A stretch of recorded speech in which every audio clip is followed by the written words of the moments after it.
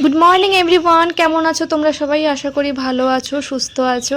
আমিও ভালো আছি। তো আজকের ভিডিওটা শুরু করলাম বাগান থেকে। প্রত্যেক দিন ঘুম থেকে উঠে আমার একটাই কাজ, বাগানে আসা। বাগানের গাছে নতুন ফুল ফুটেছে, বাগান বৃষ্টি জল পেয়ে তত্তর করে বাড়ছে সুন্দরভাবে। এইসব দেখলে মনটা মানে খুশিতে ভরে যায়। এখানে বাড়িতে এসে পাখিগুলো বের করে নিলাম, বিছানাটা নোংরা হয়ে আছে ঠিক করে নিলাম, ঘরে ঝাঁট দিলাম, ব্রাশ করলাম, ঘর মুছে নিলাম, তারপরে ফ্রেশ হয়ে বেরিয়ে পড়লাম একটা জায়গায় যাওয়ার জন্য। যাচ্ছি আমি বান্ধবীর বাড়িতে। আজকে ছিল শুভ বুদ্ধ পূর্ণিমা, তাই বান্ধবীর বাড়িতে একটা পূর্ণিমা পুজোর আয়োজন করা হয়েছে।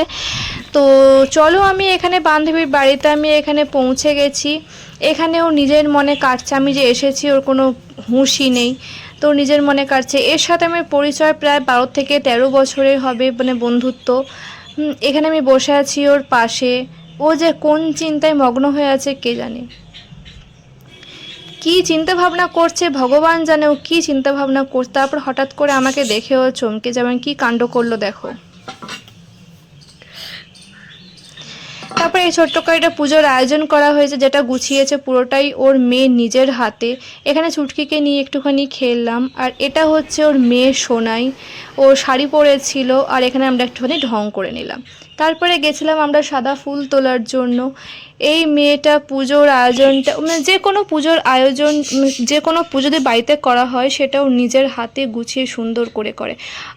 আমি তো পারবোই না এত সুন্দর করে করতে, ওর মাও পারবে কিনা সন্দেহ। তারপরে এখানে ফুল তোলা হয়ে গেছে। বললো আন্টি এখানে একটু সাদা ফুল আছে তুলে দাও। তো আমি এখানে গাছ থেকে সাদা ফুলটা তুলে দিলাম। আমার বাড়িতে এই একটা গাছ লাগাতে হবে, যেটা আমার কাছে আপাতত এখন নেই। তারপরে একটুখানি আলপনা দিয়ে দিলাম, কারণ চৌকাঠটা পুরো খালি খালি লাগছিল। আমি সেভাবে আলপনা দিতে জানি না, তো যেটুকু পারি সেটুকুই দিয়ে দিলাম। এখানে ওরা দুই বান্ধবী মিলে ফুলের মালা গাচ্ছে আর গল্প করছে। বলে আন্টি আমাদেরকে একটু দেখাও।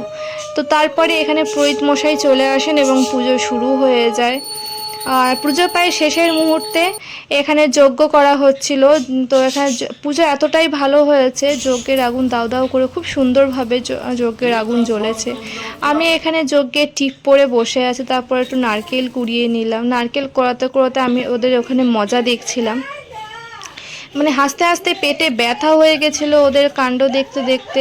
তারপরে নারকেল কুড়িয়ে আমি এখানে লাঞ্চে বসে পড়ি। লাঞ্চে ছিল ভাত, বিউলির ডাল, ভেন্ডি আলুর তরকারি, লুচি, আলুর দম। আমি তো খেতে খেতে ভুলেই গেছিলাম ভিডিও করার কথা। তারপরে হঠাৎ করে মনে পড়লো না, একটা ছোট্ট করে ভিডিও করে নিই। তো যাই হোক, চলো, এখানে বান্ধবী আমাকে দেখে হাসছে।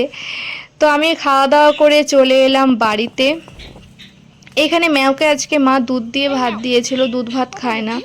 তো আমাকে দেখে ম্যাও করলো। দরজা খুলতেই দেখি আমার মেয়ে দরজার সামনে আমার জন্য ওয়েট করছে। আর ও আমাকে দেখে পুরো পাগল হয়ে গেছে, কি করব না করব খুঁজে পাচ্ছে না। তারপর ওকে একটুখানি আদর করতে হবে এখন। তো আজকের ভিডিওটা এই পর্যন্তই। যদি ভালো লেগে থাকে তো লাইক, কমেন্ট, শেয়ার, সাবস্ক্রাইব করে পাশে থেকো। প্রচুর ভুল হবে, তো ক্ষমা করে দিও। তো দেখা হবে নেক্সট একটা ভ্লগে। তো আজকের মতো বাই।